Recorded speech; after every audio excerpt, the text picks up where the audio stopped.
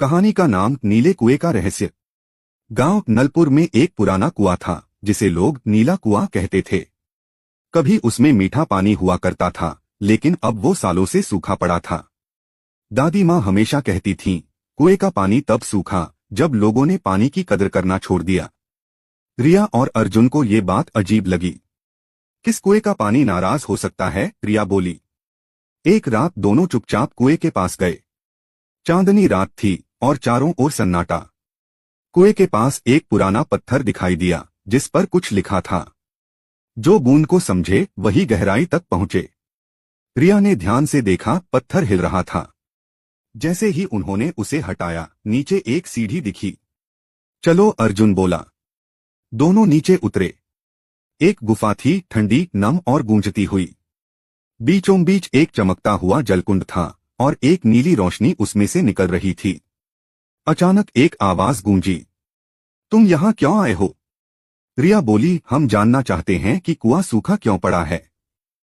क्योंकि इंसानों ने पानी की इज्जत करना छोड़ दिया।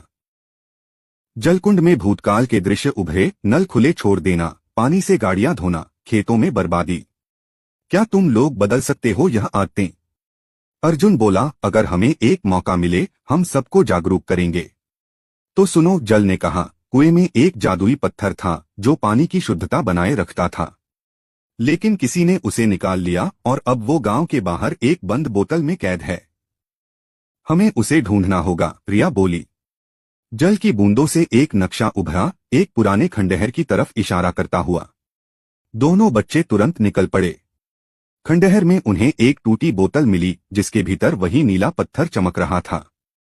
जैसे ही उन्होंने बोतल खोली, हवा में नमी फैल गई और बादल घिर आए। दोनों भागकर पत्थर को कुएं में डालने पहुंचे।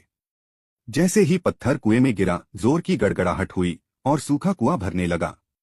गांव के लोग दौड़े आए, ये क्या हुआ? रिया ने मुस्कुराते हुए कहा, नीला कुआं अब फिर से जिंदा है, लेकिन इसे जिंदा रखना हम सबकी जिम्मेदारी है। सीख, पानी जादुई नहीं, जरूरी है। उसकी रक्षा केवल बातों से नहीं, कामों से होती है। फ्रेंड्स, कहानी पसंद आई हो तो please like, subscribe and comment.